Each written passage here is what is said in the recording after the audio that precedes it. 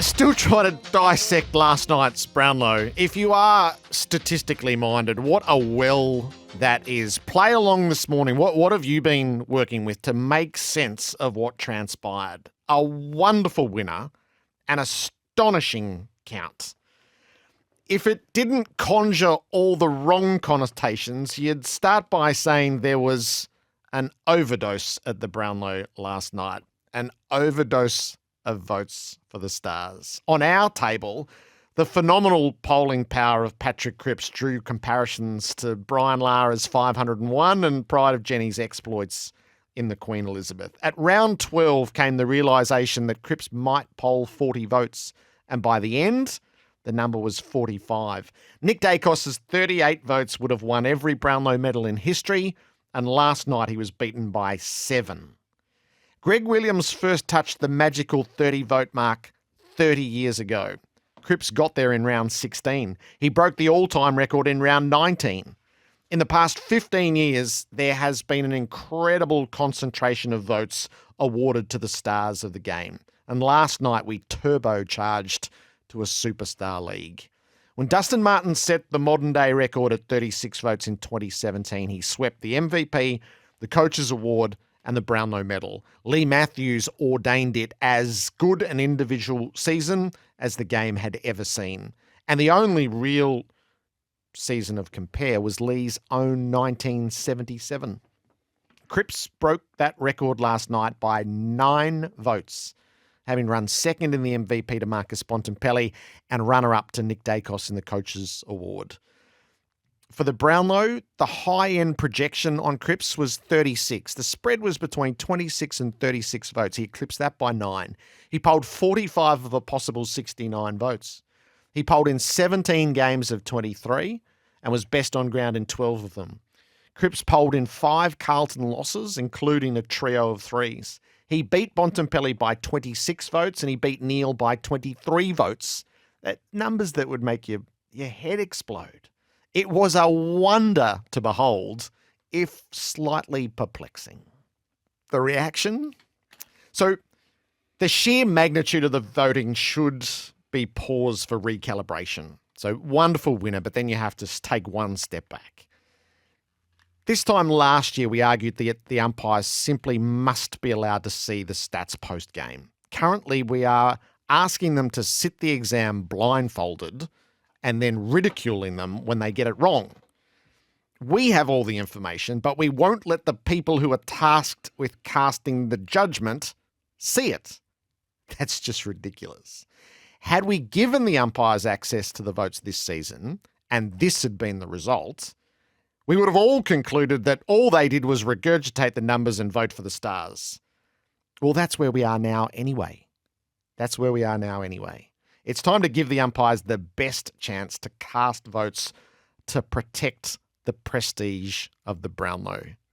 45 was a remarkable number, and it'll be in the eye of the beholder. But it's time to make a correction, to recalibrate, because where we've got ourselves feels like a really unnatural state. And I think if you compare where we've been and how we got here, it's time to take a really serious think. All right, so let's delve deep into it. You can have your say. Nathan Buckley's a former winner in the room last night. Bucks, welcome. G'day, Jared. How are you? It was astonishing, wasn't it? It was. I think in all of this analysis, which I think is warranted, or is definitely warranted, I hope we don't.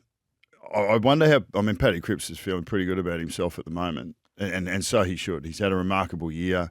The Brownlow, and for everything it stands for and everything that it is a bit of a it's become a quirk in some ways, like the fact that the umpires vote in it. We've got so many other awards, media organisations, but it has prestige and it has history.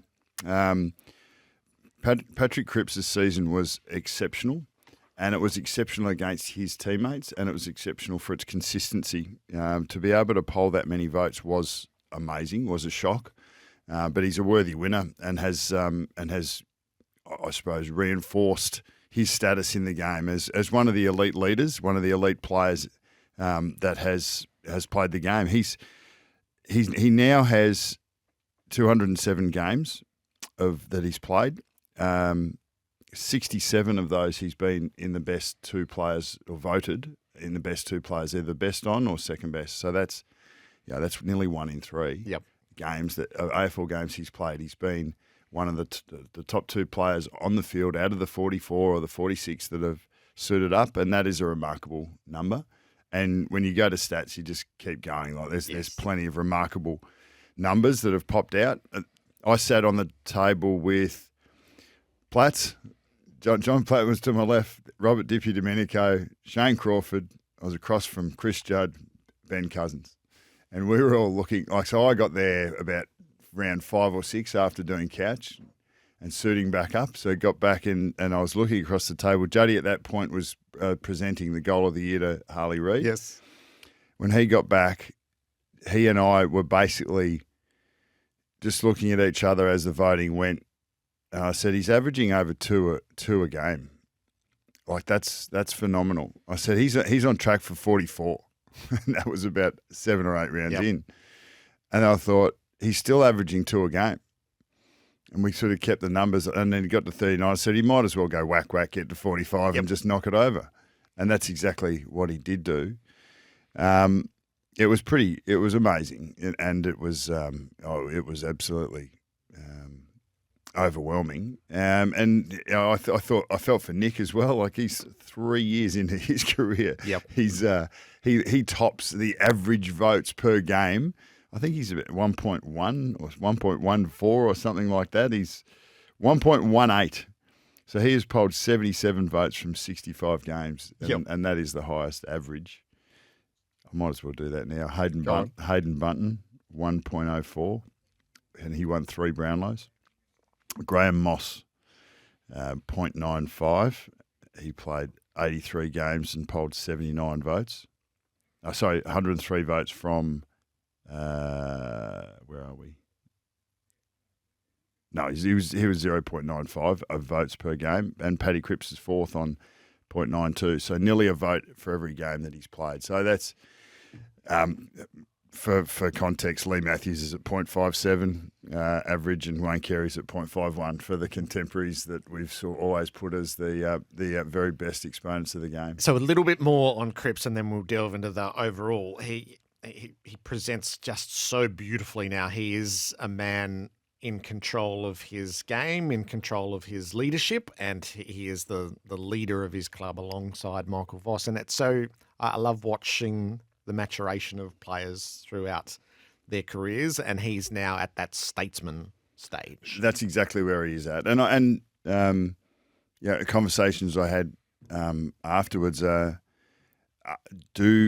do we see that? Do we feel that? And does that become part of the psyche of the umpires and a part of our psyche? And I think it absolutely does. I think admiration is a part of that, and I think Paddy Cripps has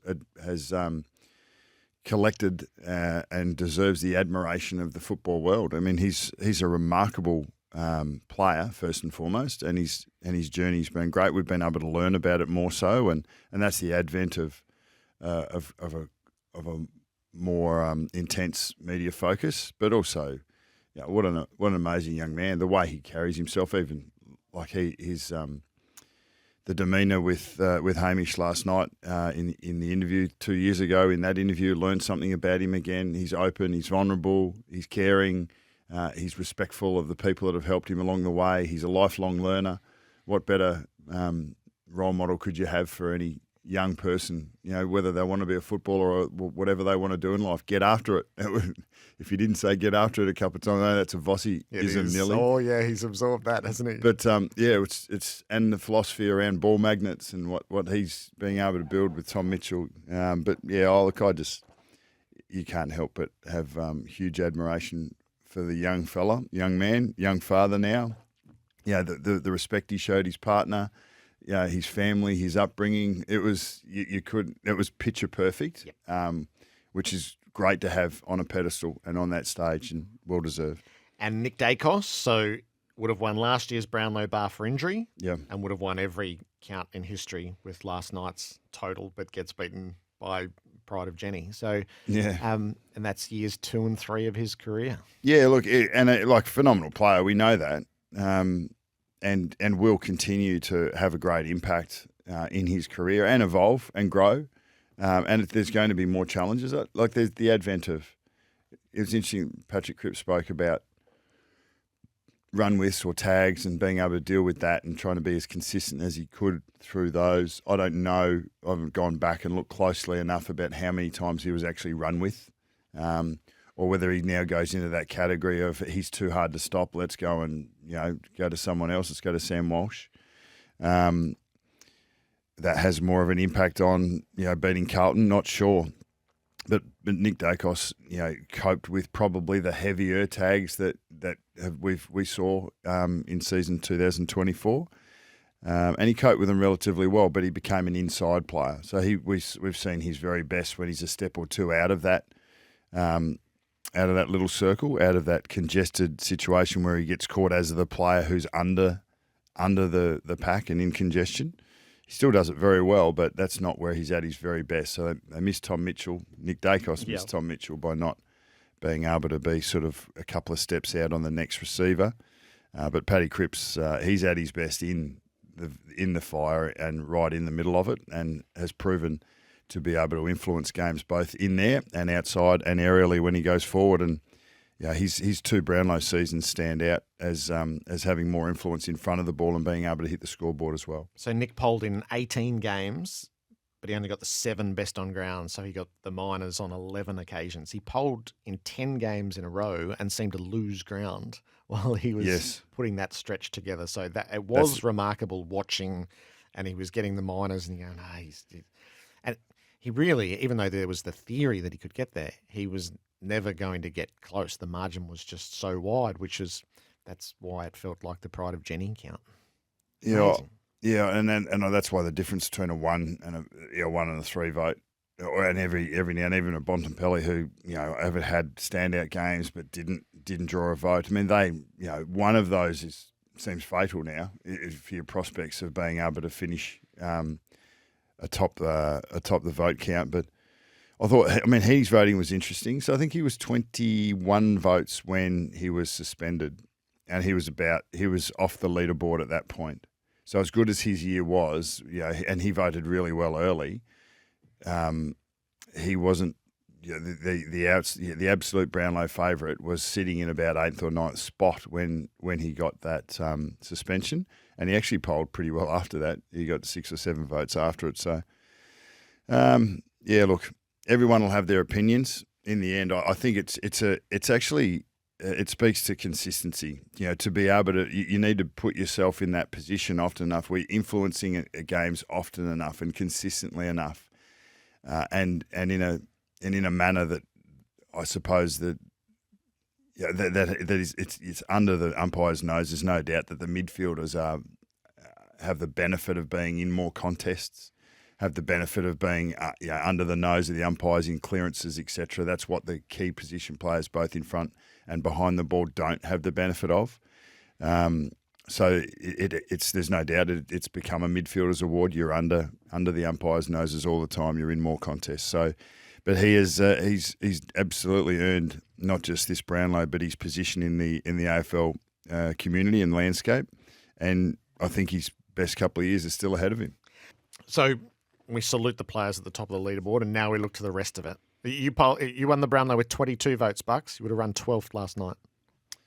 Yeah, and it would have been a good 12th. No, as we said, it's just significant. I suppose it just highlights how much times have changed, and things are irrefutable. I think the advent of social media, as I said, the absolute myopic focus and the depth and breadth of analysis, and we do get besotted with, but I'm pretty sure it was the same 10, 20, 30, 40 years ago, besotted with the best players. But 40 years ago, you might only see the best player in an opposition once or twice a year, play once or twice a year. Now you get to see them play every week if you want to. You can go, if you don't follow Carlton, you can watch Patrick Cripps play every week on the TV, or you can go and watch him at the MCG. But, back in the day, I know you might have only seen Greg Williams play, once or twice live a year, and you might not have seen the rest of it. You might not have seen Lee Matthews play for a couple of seasons, and then all of a sudden, it rolls into town, and you decide to go, and you get to see Lee Matthews go about his business. It's not what it was. So the historical markers, so go back to 1974, just choose that as your marker. So Keith Gregg wins with 27. In fact, he has 2 years in a row where he polls 27, and that's high. That would have been, wow. Yeah. Not the record, but high. 84, Peter Moore was winning with 24. 94 is the breakthrough. Greg Williams wins with 30. Then Robert Harvey wins in 98 with 32. We go back into the 20s. Chris Judd wins in 2004 with 30. And then it's the 15-year marker is 2009. Ablett wins with 30. Judd wins with 30. Swan edges the record out to 34. Fife wins with 31. Dangerfield pushes the record to 35. And then Dusty sets the record at 36, which Wines then equals. And they're all winners with 33, 31, 36, 31. And then we get to 45 this year. Does it give a moment of pause? Is there cause for a bit of recalibration? I think so. In my mind, and I think for anyone that's just tuned in, at the get go, we just got to acknowledge how significant and how brilliant Patrick Cripps' season was, as was Nick Dacos, as was Zach Butters at 29 votes in third position. So we had some outlier seasons, some excellent seasons. It's not to denigrate what they've been able to put together, but when you zoom out, one of my first things is we need to somehow move away from the Brownlow as the preeminent award in the game, individual award in the game. We need to somehow get the Coaches Association or the coaches' view of the most significant players in games to become the preeminent award. I don't know how to go about it. I don't know what the first step would be, and you don't want to wind down from the Brownlow, but I suppose in some manner you would need to shift the focus and shift the significance across to the people in the game, and that would know most about the influence of certain players or individual players on a result week to week, and that is the coaching groups of the competitors. So I don't know exactly how we do that, but I think that's something that we need to look into, and it's pretty hard to look over or look past the history of the Brownlow and what it's meant for this league over a long period of time. But I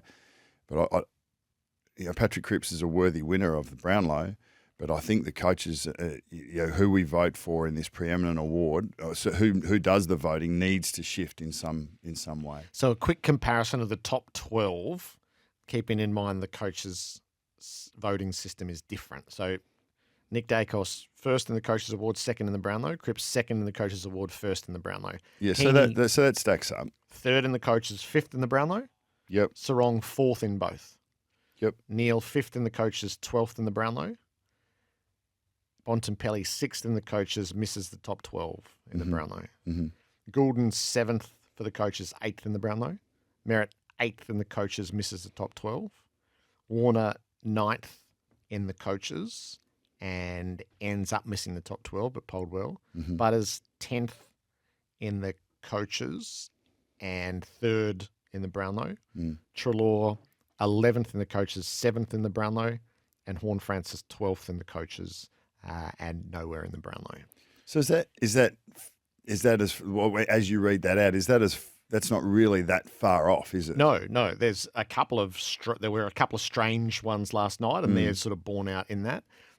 The better way to do it is I've got a colleague who analyzes the coaches' votes and then turns them into 3, 2, and 1, which you can't do as whole numbers, but I'll give you it as so in the converted coach low, Nick Dacos polled 30.25. Yep. And he polled 38 in the Brownlow. Heaney polled 29 in the coach low and 28 in the Brownlow. Cripps polled 28.6 in the coach low and 45 in the Brownlow. Neil coach polled 27.5 in the coach low and 22 in the Brownlow. Sarong 23 with the coaches, 28 in the Brownlow. And Bontempelli 22 with the coaches and 19 in the Brownlow. So in that conversion, the top four of Dacos, Cripps, or Dacos, Heaney, Cripps, and Neil were only one best on ground apart. I still think that would be an ideal place to get to. It probably might leave more to chance. The coaches award, I think the integrity of the coaches award is really strong. But there's still got to be checks and balances there as well. I mean, you could get a coaching group that actually, tries to get one of their players up. So I mean, there's some issues there as well. But I think I say this every year. Like if you're looking at individual, I think best and fairest in the premiership year is the pinnacle of an individual acknowledgement. The best contributor to the premier of any given year. I think the Norm Smith is next. I think the Coaches Association Best Player is the most significant season-long award across the competition. I'd put the Brownlow then, and then I'd put the AFLPA Best Player fifth. I don't know. There'll be others, but I think there's got to be so that way. The AFL Coaches Association Best Player, I think, is something that needs to be elevated in some shape or form. I don't know. As I said, I don't know how we do it. The Brownlow has a prestige that you cannot. You can't overlap, you can't take over it, but I don't know how we do it to actually adjust it as we go forward. But just a remarkable night. Yep, endlessly fascinating. I will get to your messages, particularly if you are statistically minded. It's just a mine shaft of stuff to work with. I'm about halfway through all the stuff that I want to look through as the afternoon unfolds.